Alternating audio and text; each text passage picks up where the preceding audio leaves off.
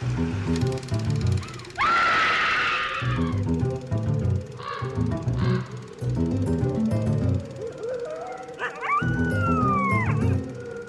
everyone, and welcome to Scream Scene, the horror movie podcast where we watch every horror movie ever made in chronological order, and then we rank them from best to worst. My name's Ben. And I'm Sarah. Thank you for listening to us today. How are you doing today, Sarah? Good. Spring cleaning is afoot at Castle Scream Scene. That is true. You have been working very hard getting the house all clean. Yes. I have been cleaning as I had no research this week. So to balance out the workload in the overall castle, I have been sweeping up the cobwebs while you've been researching tonight's movie. That's right. Tonight's movie is Night of the Blood Beast from 1958, directed by Bernard Kowalski.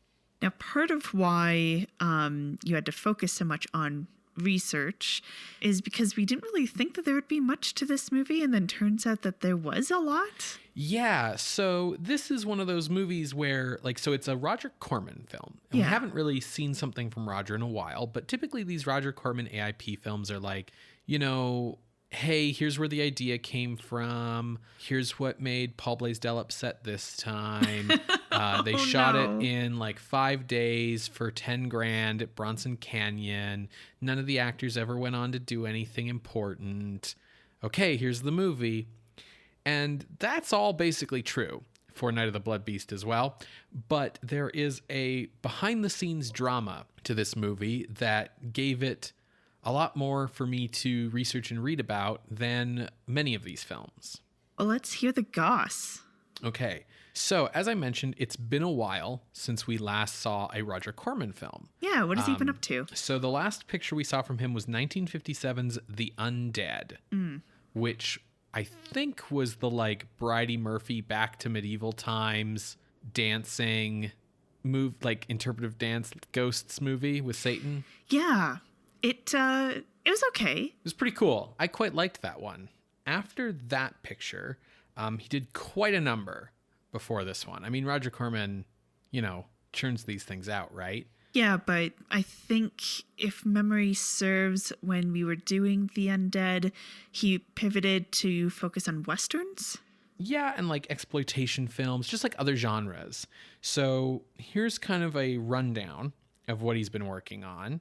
There was Teenage Doll and Sorority Girl, which were both exploitation movies. Mm-hmm. The Saga of the Viking Women and Their Voyage to the Waters of the Great Sea Serpent. Oh my gosh. Which is a fantasy film, a historical fantasy film. War of the Satellites, which is science fiction. Machine Gun Kelly, which was a film noir and the first lead role for Charles Bronson. Oh. It was also the first time any of Corman's films got serious, positive critical attention. Oh, neat. Then there was Teenage Caveman, which we've talked about in past episodes, but it's kind of a adventure film.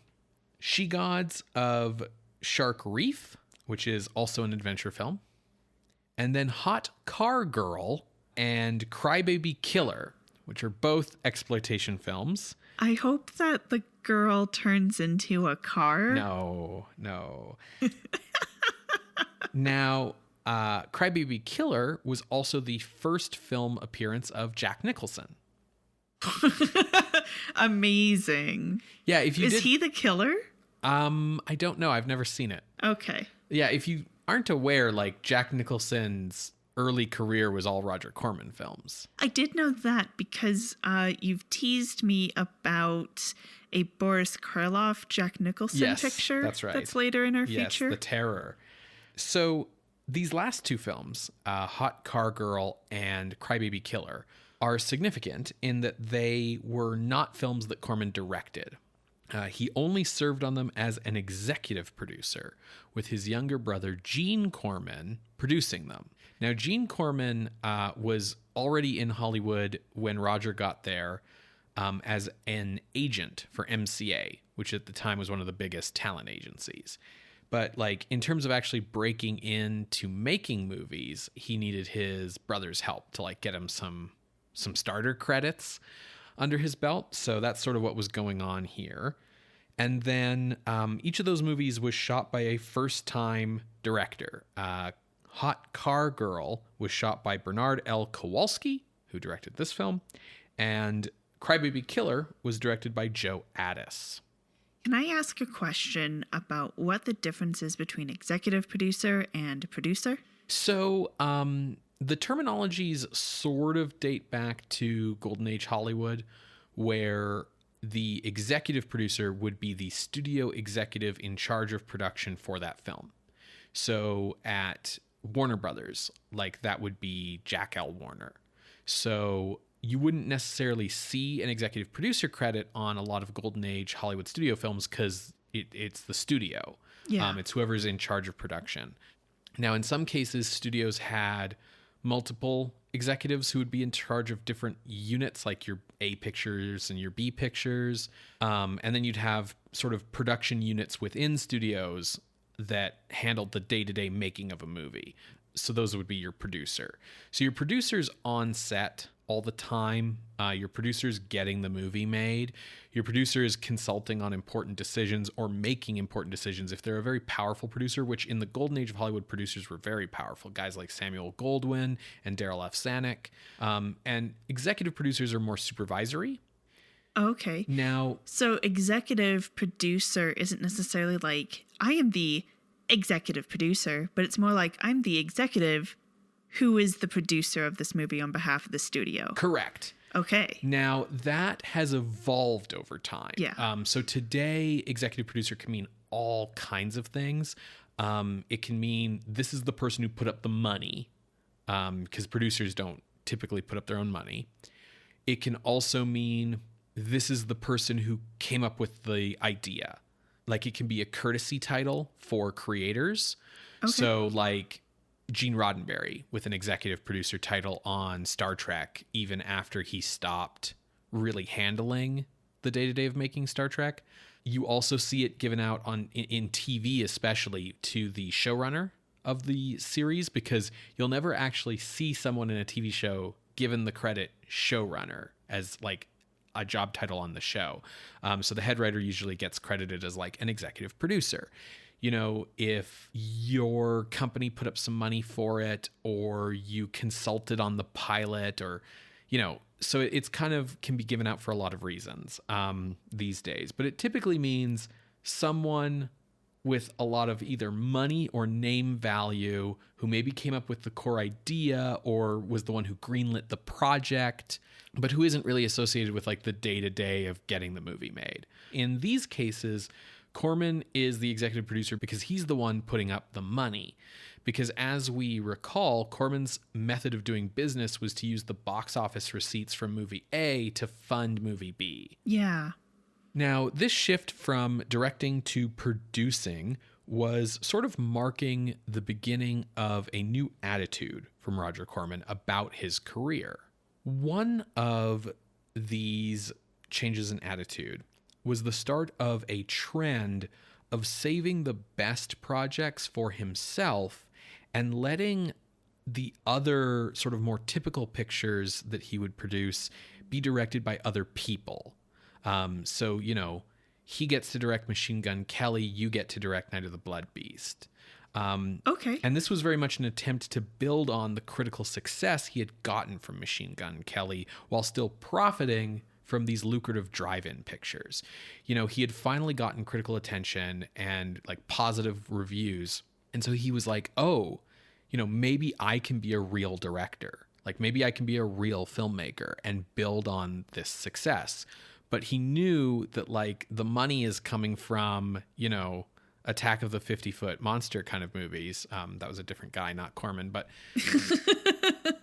and so, you know, it was like, okay, well, I can executive produce those movies and still make money off of them, but I can bring in some schlub to direct. And then I don't have to have the day-to-day headache of directing. Yeah, and save his creative energy for things that he's actually passionate about. Right, exactly. Corman also, like, when he was directing, he found it to be very exhausting. You know, he really did sort of work all hours of the day trying to get these movies done as like quickly and cheaply and well as possible. Whereas he said later that like producing he could do in his sleep. Sure, it's a different level of management. Yeah, I think. Yeah, exactly. Now, an unforeseen side effect of this would be the creation of what is probably the biggest impact Roger Corman had on Hollywood, which is what is informally known as the Roger Corman Film School, where basically what Corman would do to find directors to direct, these cheapo movies was he would basically just grab like some young non-union kids, be like, hey, you want to make a movie, right? And grab them for cheap and let them direct their first motion pictures under his supervision and, have that lead to people having big careers. There's a lot of big name directors who are examples of this. A recent example in this time period, like May 1958, is the film Stakeout on Dope Street, which Corman was the executive producer on, but it was the directorial debut of Irwin Kershner, who would later go on to be George Lucas's teacher at USC Film School. Mm-hmm. And then Lucas, invited him on to direct Empire Strikes Back. Isn't James Cameron Francis Ford Coppola, Ron Howard, James Cameron are three names off the top of my head. There's definitely a lot more. So after the production of the Hot Car Girl and Crybaby Killer double feature for Allied Artists, the Corman brothers wanted to return to the horror sci-fi genre for AIP. They approached Jerome Bixby to write them a script, having enjoyed his work for It, The Terror from Beyond Space. Bixby was really busy on other projects, so he recommended a friend of his, a young 21-year-old aspiring writer named Martin Varno. You say that name like I should know it. No. Okay. He's just the main character of this following story. Okay. Varno wasn't part of the Writers Guild. He had never written a screenplay before, and he had no idea what the regular pay for a screenwriter should be, making him perfect for the penny-pinching Cormans, who offered him $200 for the job. He acted like he knew what he was doing in conversations with the Cormans, like, yeah, I know how to write a script. And also, helped give them the impression that he wouldn't write a very expensive script. And so the deal was done. Varno set about writing the script, which he titled Creature from Galaxy 27, which Roger Corman promptly changed to Night of the Blood Beast. That is a much better title.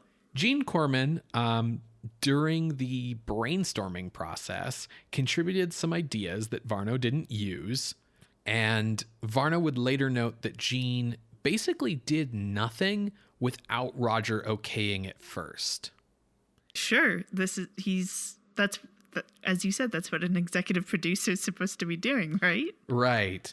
But there was sort of this idea that like, as the executive producer, Roger should be more hands off, taking a back seat kind of role. And instead it felt more like Gene was like a puppet for Roger.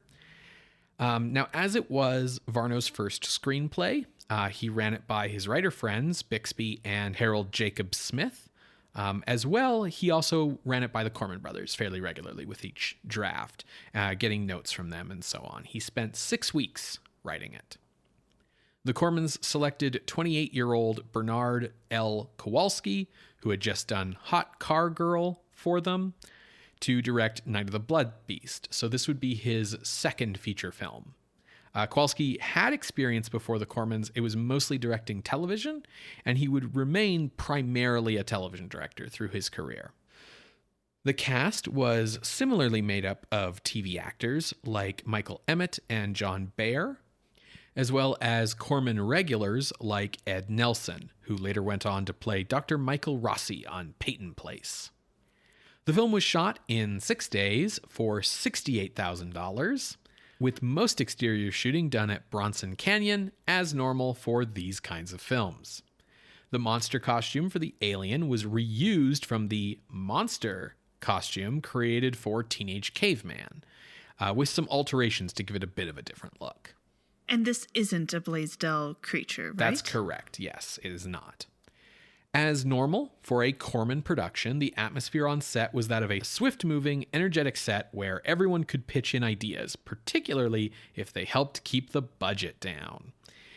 Both Corman brothers were on set, with Roger providing supervision and guidance to the less experienced Geene and Kowalski. So, like, Gene's learning how to produce and Kowalski's learning how to direct from Roger, who's on set, like being their training wheels. Varno was also present for filming, just in case like rewrites were needed, though on-the-spot dialogue and story revisions were often created by Kowalski and the Cormans, as well as the cast and crew, in a very sort of collaborative atmosphere. Like, oh, this location fell through, so we can't have the scene happen at like the factory, so it needs to, where can it be? Well, like, my wife's out of the house today, so maybe it can happen at like my character's house or whatever, right? That kind of thing. Varno, however, was not happy with the filming process. He was not happy with how cheap everything was. And dude, you're not even a writer. Like, let go. He was also not happy to the changes being made to his script without consultation or permission. Which, sorry, kid, that's Hollywood. The thing is, creators, not just writers, but creators, when their creation is being adapted into something, and in the case of a screenplay being adapted to film and actually put into production, you can't be precious about it because there are so many other hands touching it that it's going to be changed in some way. The other thing is, you know, other writers in Hollywood have had difficulties with this, and I totally understand. Yeah. Especially because it's very different in theater. Like in theater, the writer of the play is the author of the play, right? The director's there getting his vision out or whatever, but it's not the director's show, typically. It's the writer's show. And, you know, the writer will be there through all the rehearsals, and any changes you make to a theater script have to go through the writer.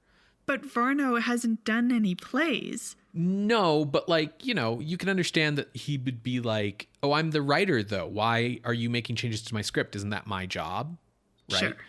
In movies though, that's very different. Like in Hollywood, the writers are treated like trash, which, you know, isn't right. I don't agree with that. Isn't correct. You know, and there's very few cases of writers who have enough power in Hollywood to be like, no, I have final approval. Like guys like Patty Chayefsky and like Aaron Sorkin kind of come to mind. But the fact of the matter is, as much as writers being treated like shit is a bad situation, it's not abnormal. It's kind of par for the course.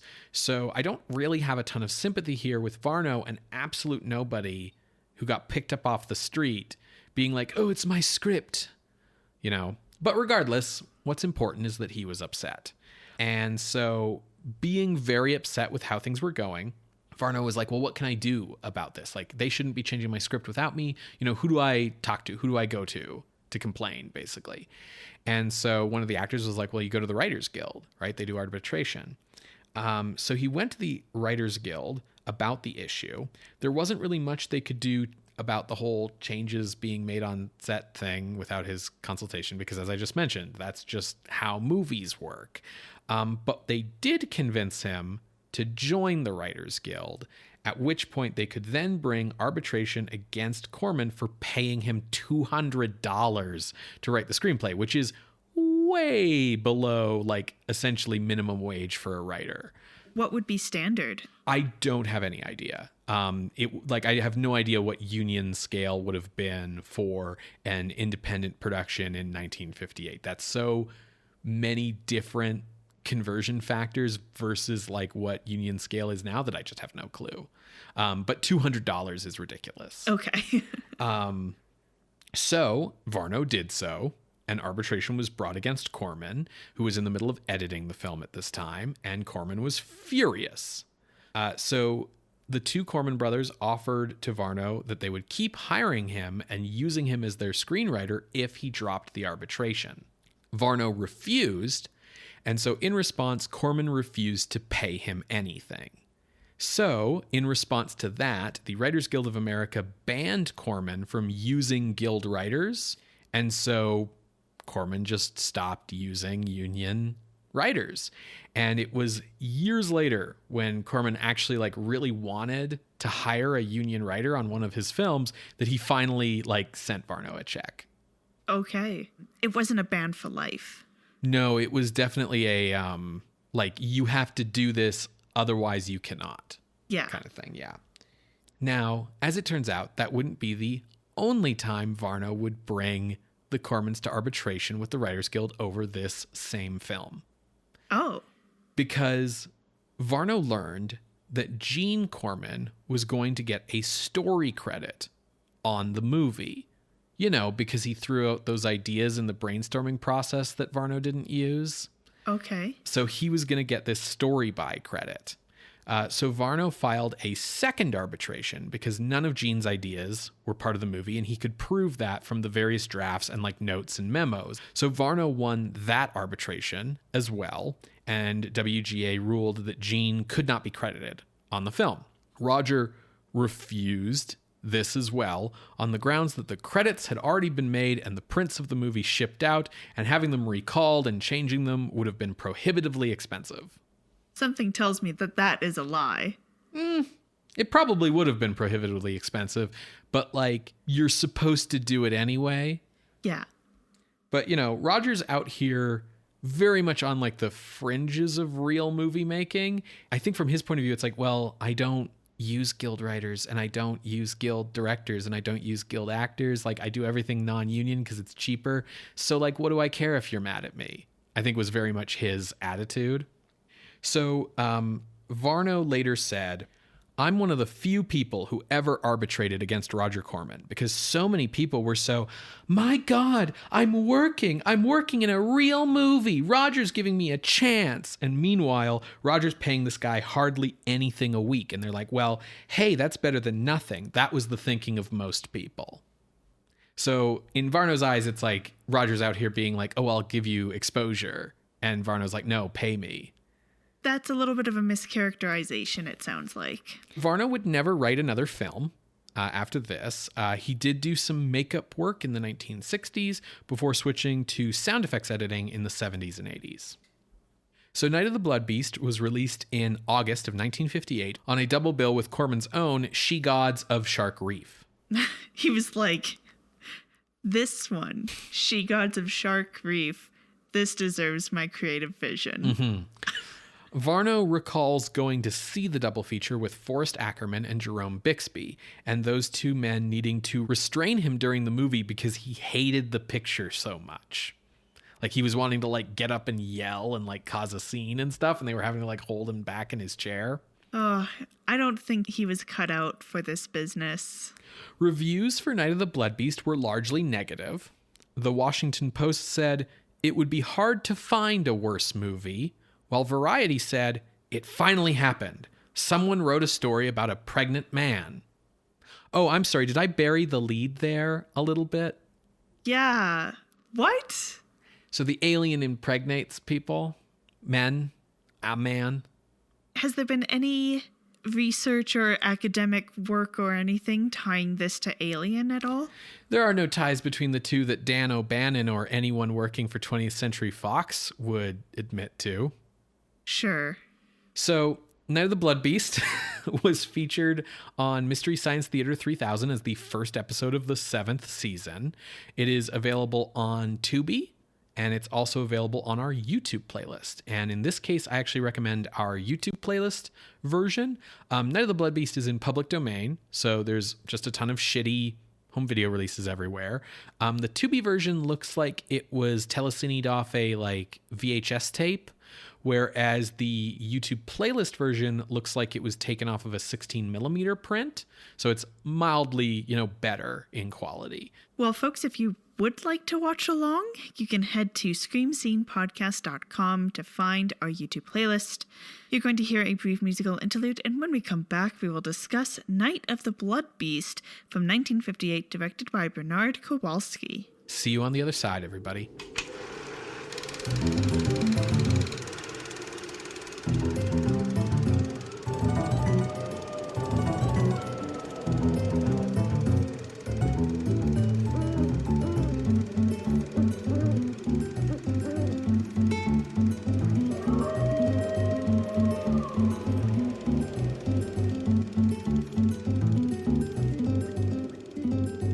Welcome back to Scream Scene. We just finished watching Night of the Blood Beast from 1958, directed by Bernard Kowalski. Ben, first thoughts? Meh. All right. So it's 62 minutes long, and I think like it does a serviceable job of filling that hour. If you were like a big sci-fi fan of those times, you might have found it entertaining.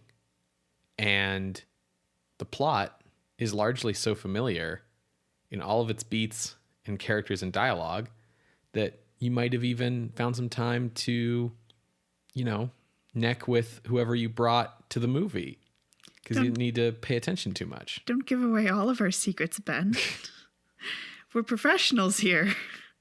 Yeah, I think fans of sci-fi might find this a little interesting because there are some things that you could be like, oh, well, maybe that's like a little nugget that turns into this, that turns into that. Mm-hmm. But otherwise, nothing super special here. Not particularly, no. The storyline is very familiar. And I think even by 1958 would have been very familiar. But by like 2020, it's like... We're in 2022, my love. Oh, no. Oh, no. Well, why don't you tell us the story? So luckily the cast is very small and focused. We have Major John Corcoran, a Dr. Alex Wyman, another doctor, Julie Benson, who is the fiance to John, Steve Dunlap, Dave Randall, and Donna Bixby. And I'm pretty sure her last name comes from that author guy. Yeah, Jerome Bixby. Yeah, for sure. So when we open, we are in a rocket ship careening back to Earth, and Major John, to ground control, says that he has to do a crash landing.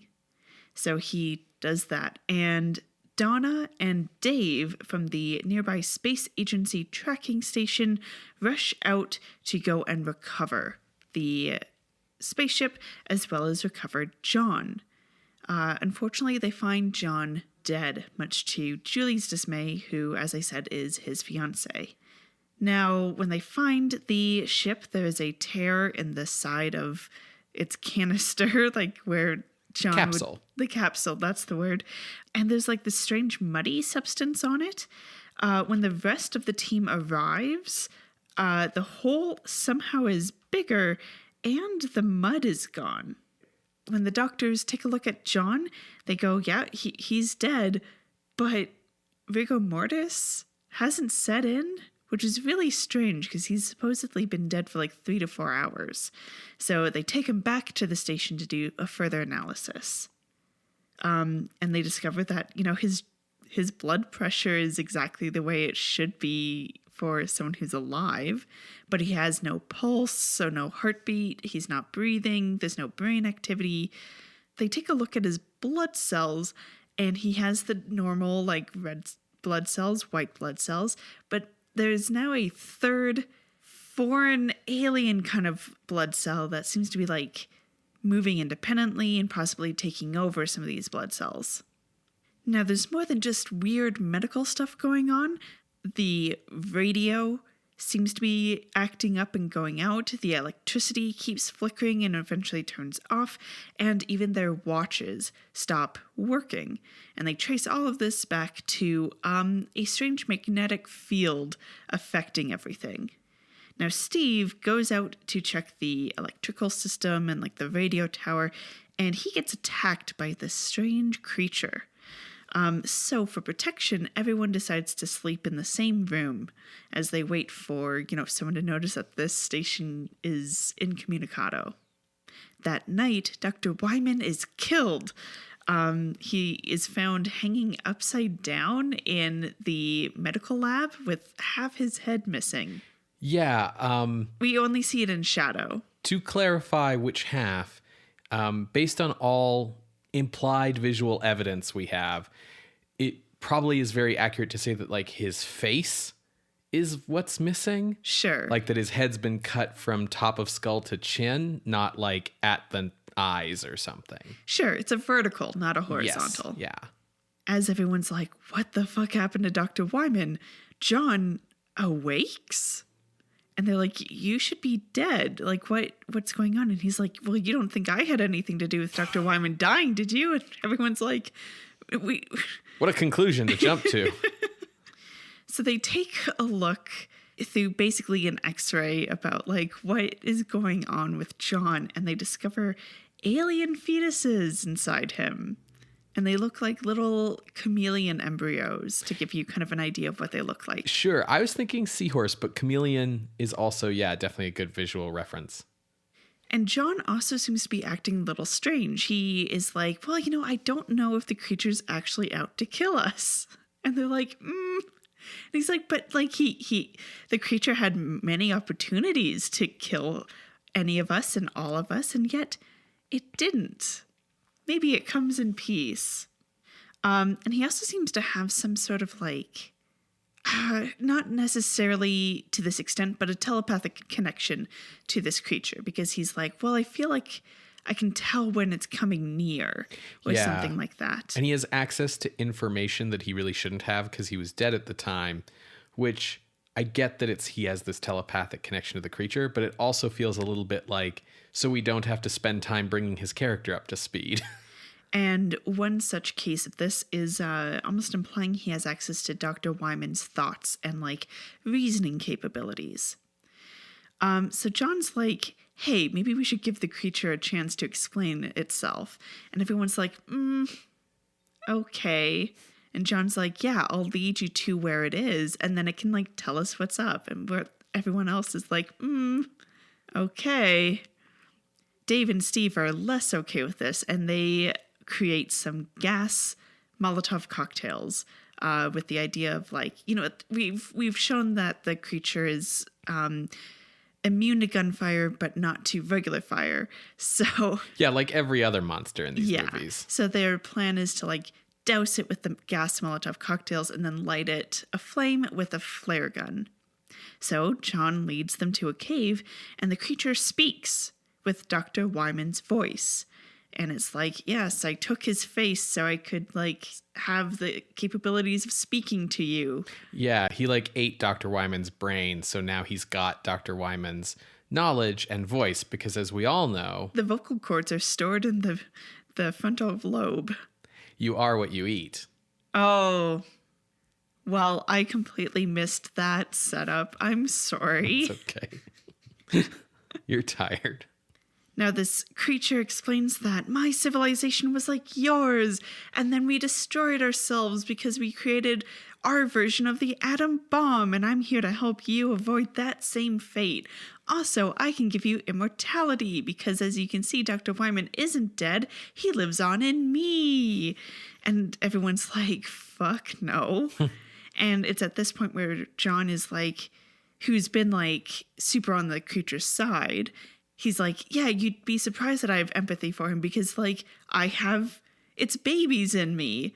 But no, really, let's hear him out. Hearing the explanation, John's like, no, this is awful. Kill me and kill the creature. People hesitate. So John stabs himself in the gut. And that's when Dave and Steve hit the creature with the gasoline, the flare gun, and it goes up in flames. And everyone just kind of goes like, well, that was awful. And then they walk away, leaving John stabbed in the stomach, dead on the cave floor. Down in Bronson Canyon. And they really should burn that body because, like, really, he could just be giving himself a cesarean section. Anyway, that's the end. So before we start talking about this movie, I want to talk about the poster.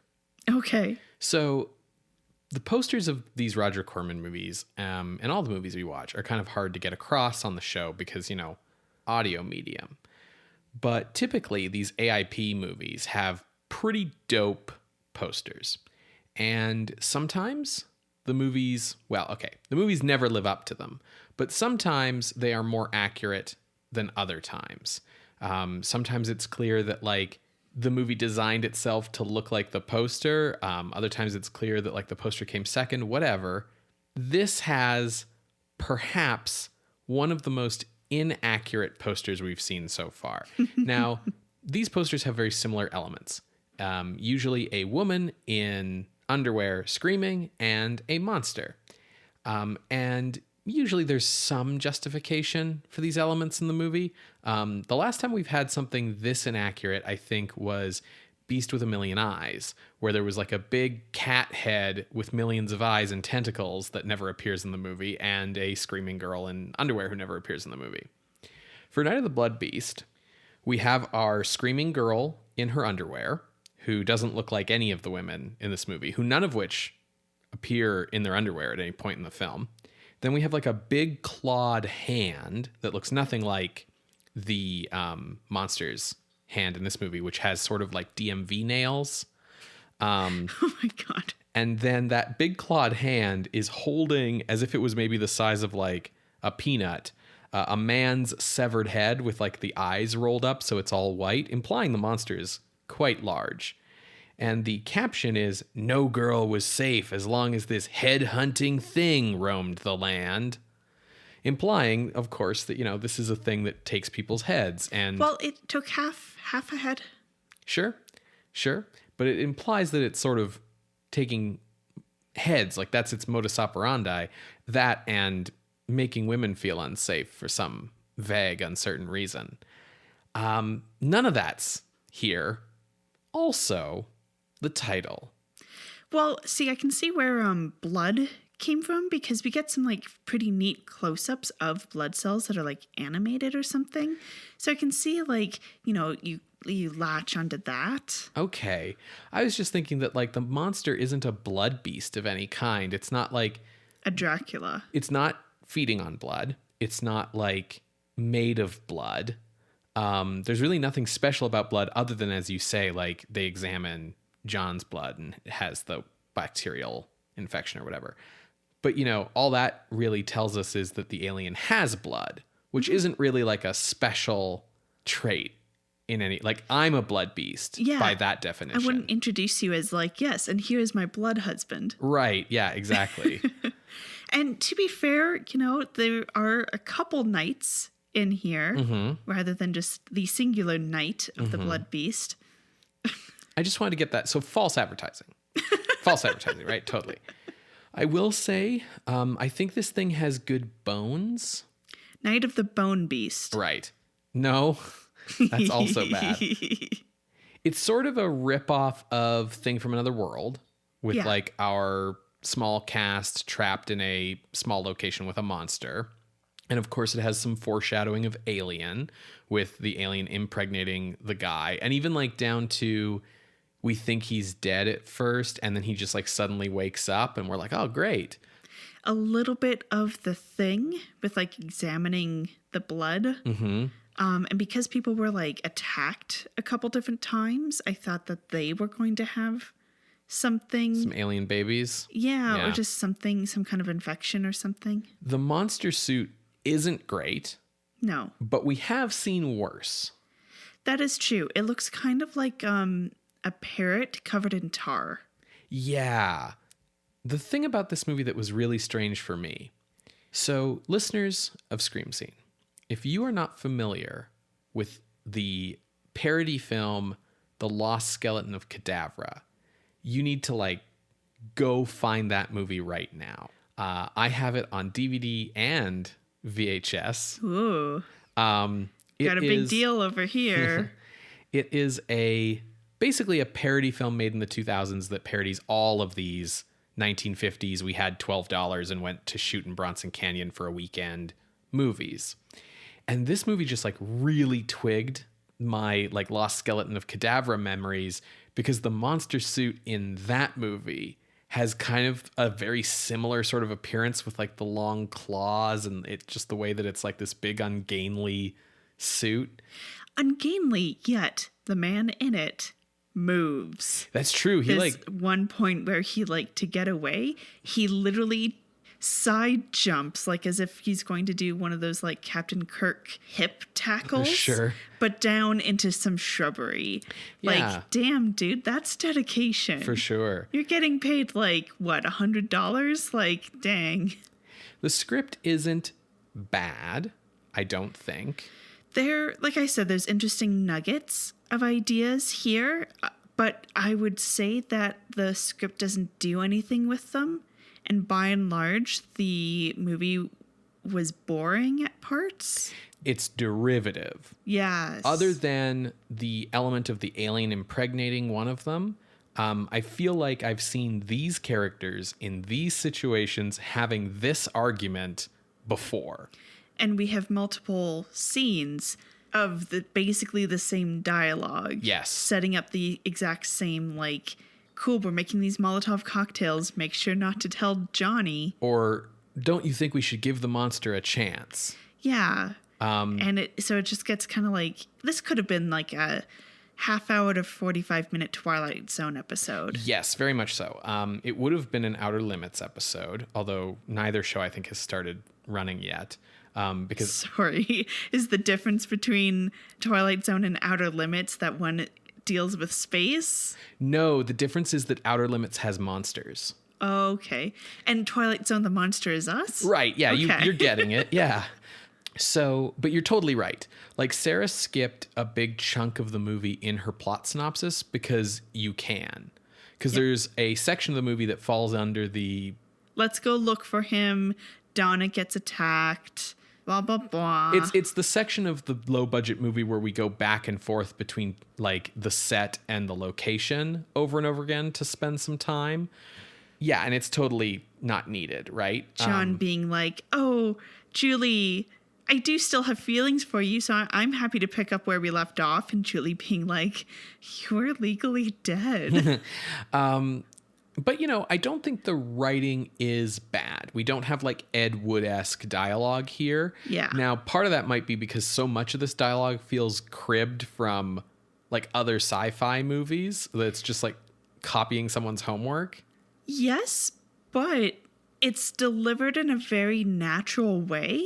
Yeah, the actors, I don't think, do a poor job here. I think they're doing a fair job. There's no standouts, but no one's terrible. Yeah. I would not be surprised if these people went on to continue doing B movies or would even go into TV. Mm-hmm. I don't think any of them would be able to transition into A pictures, but they are competent actors. Yeah, absolutely. They are actors who you can tell, like, are getting work regularly. Yeah. Basically. I will say that the worst thing in this script is the amount that it kind of has to bend over backwards to avoid saying dude's pregnant. Oh, no. I mean, it does do that, and it's very strange and odd, but I understand, like, that. Like, it was a very taboo word at the time and so on. They keep calling him a breeding ground. Which is not, like... I mean, actually, no, because breeding ground is the ground upon which breeding occurs. Right. He would have been a breeding ground before he was impregnated. Yeah. Anyways, let's sidestep. No, it's the fact that, okay, a key detail in the plot that didn't come up in the synopsis is John is the first man in space. Mm-hmm. They shot him up, he orbited the Earth, and he came back down. You know, just like John Glenn or Yuri Gagarin in real life, which Yuri Gagarin wouldn't be the first man in space until 1961. But the movie needs to have 5 characters in a secluded location with nobody else. And we need to be in Bronson Canyon. The tracking station base is an old TV studio, broadcasting station that they're shooting around. You need to have this isolation because it needs to be cheap. So the script has to really bend over backwards for that to make sense. And it's this idea that, like, oh yeah, these guys were tracking his descent. They just happened to be the closest ones, I guess, to where he came down. They went and grabbed him, brought him back here, and the magnetic storm, you know, takes out all their communications. So nobody knows. And it's like, oh yeah, Canaveral won't know that there's a problem until we hit, like, the scheduled 12-hour check-in time. And then it'll take them some time to send some people here. And I'm kind of sitting here like, that implies that you guys are the only tracking station. That, like, Canaveral had no contact with this guy on the radio at all. That, like, nobody knows that he's already down here. That nobody was tracking him in space. Like, everyone would know he's down and he came down in this spot by this tracking station. Let's call them. Oh, no one's picking up. That's weird. They would have been swarmed with helicopters filled with, like, NASA people and like the president of the United States to go shake this guy's hand like within hours. Yeah. So that's kind of a weakness in the script, but that's definitely like you gotta accept it because the movie's cheap kind of thing. I do think that there are some very neat directorial choices in here. So Dawn is a photographer. It's unclear whether she is here to be a photographer or if this is just her hobby. I got the impression it was her job here, but... So she takes photos at the ship, and the way that she's taking photos and we're cutting between the scene and her taking photos and stuff felt very like a crime scene photographer type of thing from like a film noir. Whenever we are at the station and we're in the room where it's like the medical area, John is consistently, like when he's lying on the table, his body, mainly his face, is always in the background, even as characters are talking. And so it was just a very neat touch around, making sure we're like, is he dead? Like, we're talking around him, but why is he in shot? Kind of building a bit of a tension there. And then, of course, the finding of Dr. Wyman's body is quite an interesting way to approach, God, his face is gone, but how do we not show that? Right. Yeah, and there's some like other really good shots and interesting moments during action scenes. What I will say is the directing for this movie feels like TV. Mm-hmm. Specifically like TV of this era. Like if you watch like Playhouse 90 and stuff like that, it feels like TV, which makes sense. Kowalski was a TV director, but it does feel like top-notch TV directing. Yeah, he does a really good job of building tension and atmosphere. There are shadows in this movie. You can tell when we're day versus night. The camera moves. Yes, lots of camera movement during scenes where like you would not anticipate them putting in that kind of effort for that scene. Right. So yeah, good on Kowalski. The editing, though. The editing's bad. The editing's really bad. They break a rule that you tend to not notice is a rule until people break it. We kind of had a similar conversation about a movie recently about like in this time period, people didn't break rules on purpose. So when they get broken, it's incompetence. Basically what they have in this movie is jump cuts, which really wouldn't become like on purpose, look at me, I'm so arty breaking this rule until the French New Wave films in the 1960s. What it is we'll have a scene with like Dr. Wyman and Julie in the medical room talking about whatever. And then we will cut to the next scene, which is also Dr. Wyman and Julie in the medical room talking about whatever. You're not supposed to do that. Just sort of cut suddenly to the same set with the same characters, but now it's sometime later in a new scene, because it's confusing to the audience about like, wait, did we miss something? Did something get cut out of the movie accidentally? Like, what's going on? What you're supposed to do is either cut to different characters in a different scene with a different conversation and then cut back, or dissolve. You could do that, but the more common thing is to cut to seagulls. Yeah, B-roll. Yeah, so you go to like an establishing shot of the building, or, the actual phrase is cut to seagulls because the joke is like you cut to some seagulls flying around in the sky and then you come back. Yeah. And this movie doesn't do that. So there's a bunch of like these weird jump cuts. I don't know if there are seagulls in Bronson Canyon, Ben. I mean, California's by the sea. But is Bronson Canyon by the sea? So, coming back to the script. Yeah.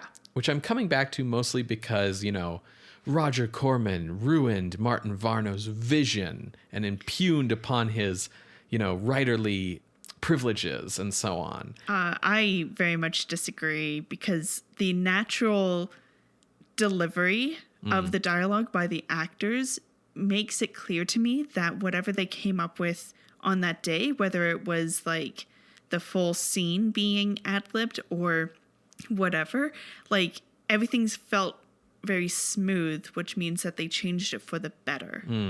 Varno, I know, did research on like the then nascent space travel, space race stuff for this movie. And I also know that the idea to have the movie have a theme of like man's fear of the unknown and the way that like man immediately wants to destroy what it doesn't understand and like having prejudice against something because it's ugly and weird and that's not good. Like that all came from Varno.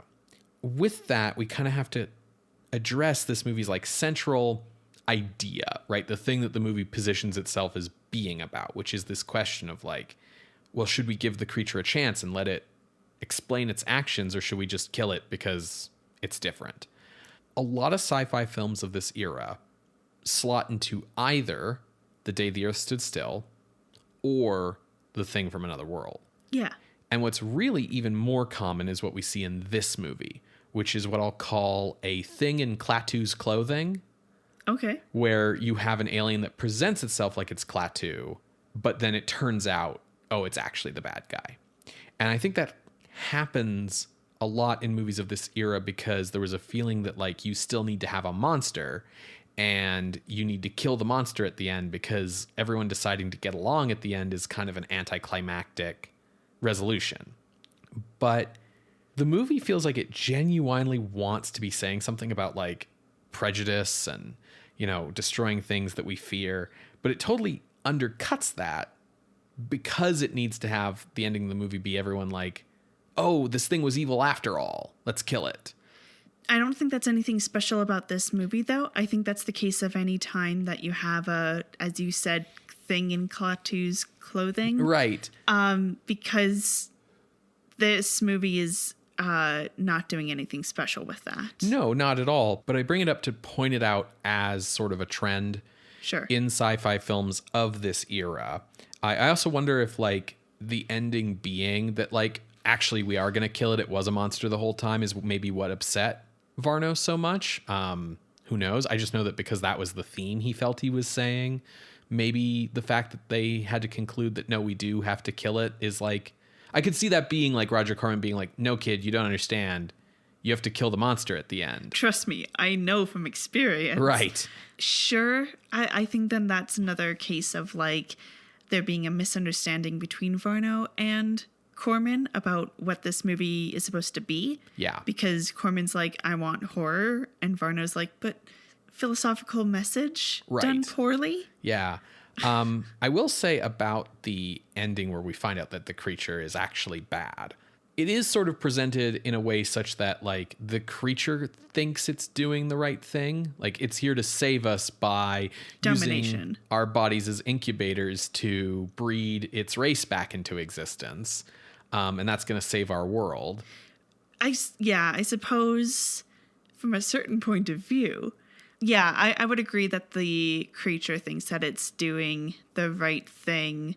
Like it's not presented as like, oh, and then we found out like that you were actually controlling King Ghidorah the entire time. Like, you know what I mean? There's no mustache that it's twirling as it like laughs. But the thing that I noticed was, you know, you say like the domination thing, right? So part of this monster's deal is like it eats us and takes our minds into itself, I guess. It assimilates. Yeah. Right? And Johnny's whole like, oh, I was a fool and I was naive the whole time to not see that this glorious message of peace and brotherhood was actually a cover for domination. All has a very like communism. Yes. Very 1950s fear of communism thing where it's almost like the movie is about like your liberal friend who thinks that maybe Stalin's not such a bad guy after all, and you need him to understand that no, the communists are here to destroy our way of life, right? Like they'll impregnate you. With their ideas, Sarah. Sure. I don't know if that's like what dude was like going for, you know? It's kind of like a squinted and you'll see it. But also, even if it was what he was going for, coming back to your point, that doesn't make this movie unique either. All of these sci-fi movies are about communism, right? Yeah. So nothing super like unique or exciting here. Like I said, that there were kind of like some nuggets here and there, but you can watch any other movie and you'll see those as well. But, you know, shout out to the director and the actors doing a pretty good job. It really makes you realize just how different Star Trek really was. That's very true. You know, that like Star Trek legitimately was like, no, the Horta means you no harm. Yeah. There isn't a twist ending here where it turned out the aliens were out to kill us after all. Like, no, you really shouldn't be prejudiced. Well, except for that salt creature. Well, yes, but even that was like, it needs to survive and we need to kill it because it's killing us, and not like, oh, they were communists the whole time or whatever, right? Like, yeah, Star Trek was very... because with Star Trek, we are the communists. Star Trek was very genuine in these messages, and I think presented itself very differently in terms of actually holding to these philosophical ideas instead of, yeah, but we got to shoot the monster. Let's move on to ranking. Okie dokie. So I ended up with a pretty big range here. It's a little over 30 movies. It's like 35 films. Interesting. I have a range of 4. Okay, well, if your range is inside mine, it's going to make our lives very easy. So I'll go first. Kind of like last week's movie, this movie struck me with like a lot of meh. Yeah. And, you know, very middle of the road. The movie that it reminded me of, or made me think of the most, was It Conquered the World, which is at number 71. So It Conquered the World is also Roger Corman. It's Corman directing. It's the one where Lee Van Cleef believes he is helping an alien to take over our minds for the betterment of mankind, but it turns out he was a sap all along, and we find the monster in a cave in Bronson Canyon and we burn it to death. So you can kind of see why it reminded me of this, particularly because the good guys spend most of their time at like a army base that's had its power cut, right? Very similar setup. I think It Conquered the World is better. Yeah. Like, I think it does this exact same thing better. It has Lee Van Cleef. Done. Exactly. So below It Conquered the World is The Creature Walks Among Us, which is also kind of a, but was the creature a good guy the whole time kind of movie? So I started like looking down, you know, and I'm seeing stuff like Eve Vampiri and Freaks and Revenge of Frankenstein from last week. And I'm like, okay, I need to be going lower.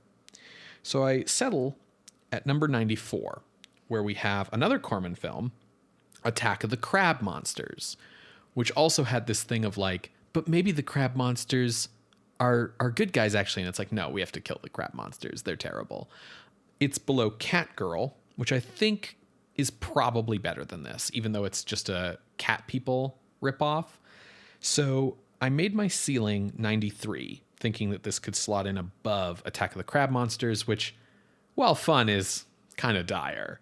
Looking for a floor, you know, it's like, oh, you know, Phantom of the Monastery is here, and so's like The Undead, which we mentioned in the intro, and I said, like, I kind of really liked, and so's like Hands of Orlac and White Zombie. So I'm looking down and down, and, you know, here's Dr. X, and like Man from Planet X is another movie with this exact same theme that's much better than this. Where's in the Rue Morgue, etc. And I make it down to Invaders from Mars, which also has alien mind control. Again, all these movies from the 50s are very, very similar. And I was like, Invaders from Mars might be better than this. Like, yeah, we have to watch the same footage of those 4 dudes in green bodysuits run down that hall like 7 times in a minute. But, you know, there was a lot of characters. There was a scale to that movie. Below Invaders from Mars is The Vampire's Ghost, which is not a good movie at all. So I made that my floor. So my range here is 94 to 129. Okay. When I was looking at ranking, I needed a way to orient myself because I was at a loss. So I looked at another movie that we felt had something to do with Alien. And that would be It, The Terror from Beyond Space. Right, which, I mean, is the movie where they were like, hey, that was cool, let's hire Jerome Bixby. And Jerome Bixby was like, why don't you hire this college kid who's rooming with me or whatever? Yeah, so that's currently ranked at number 39. Obviously, Night of the Blood Beast is worse. Mm-hmm. But it at least gave me an anchoring point. Okay. So I started looking down from there and started to try to think about, like, movies that, you know, had fairly good actors, fairly good directing, but stumbled. And they might have been looking ahead at something with these nuggets, but didn't get there. And my eyes fell to Back from the Dead at 56. Right. Yeah. Very Stephen King, all those things. It also stumbles, but is much better than Night of the Blood Beast. Looking down, I came to the 70s. I know in this area you looked at It Conquered the World. My eyes were drawn to The Leopard Man. Oh, interesting, yeah. Because it was looking ahead with serial killers. Right. And, it stumbled, but it has some really fucking powerful scenes. Oh, yeah. It's hands down better than this, for sure. Yeah, absolutely. So I was like, okay, this is good. And I'm feeling like I'm getting a little closer. Okay. And then I came to Roger Corman's Not of This Earth at number 84. That's the one with dude with the X-ray eyes. And he's like transporting people to his planet or whatever. Right. And at the end, it's like Men in Black. Yes. So again, it had some interesting ideas. I personally feel like Not of This Earth stumbled a bit, but it was definitely more unique than anything we had really seen. Yeah. And so I thought, like, okay, I feel like this is comparable with the idea of like it's stumbling a bit, having some good pieces in it, but not really coming together at the end. So I made number 84 my ceiling. Looking down, we have The Bad Seed, Cult of the Cobra, Quatermass 2, The Thing That Couldn't Die. That's the one where Chest is buried and has the dude's head, and he pulls it out. And that is like an interesting idea, but it's kind of boring a little bit. Like, it's kind of like, okay, but what's new about this? And had some like interesting things about like the flashback scenes, the weird drama going on with everyone. It didn't really coalesce into anything. Yeah. Whereas Night of the Blood Beast, it's very focused. It has like this central group of people. It's similar to The Thing in that way, because we're stuck here. We can't reach anyone. Will anyone even get here in time? So that was my range, 84 to 88. So right below The Thing That Couldn't Die is Jujin Yuki Otoko, which also has a strong, very Ishiro Honda theme of these monsters are misunderstood, actually. Yeah. The difference is that Jujin Yuki Otoko, like many of Honda's monster movies, is a tragedy, and the monsters really were misunderstood. And the real monster was man. Whereas this movie, the real monster is the monster. And, there are moments of horror in this film, like Dr. Wyman's death, like Johnny coming back to life off the operating table, as it were. So I think, for me, you could argue that Night of the Blood Beast is more of a horror movie than Jujin Yuki Otoko, even if I admire Honda's film more for kind of sticking to its guns and having a more consistent message. So compared to The Thing That Couldn't Die, I can only remember like one scene, maybe two, from The Thing That Couldn't Die, like clearly in my mind. Yeah. But I also know that this movie feels like it was like the script was written by watching other sci-fi movies on TV and copying the dialogue. So I'm kind of thinking maybe under The Thing That Couldn't Die, but above Half Human. Cool, let's do that. Okay. Entering the list at the new number 89 is Night of the Blood Beast from 1958, directed by Bernard Kowalski. If you would like to see this list, you can go to our website, screamscenepodcast.com. You can find links to the many episodes that we have mentioned today, as well as our appeals box. If you would like to contest this or any other ranking, you can drop us a line there.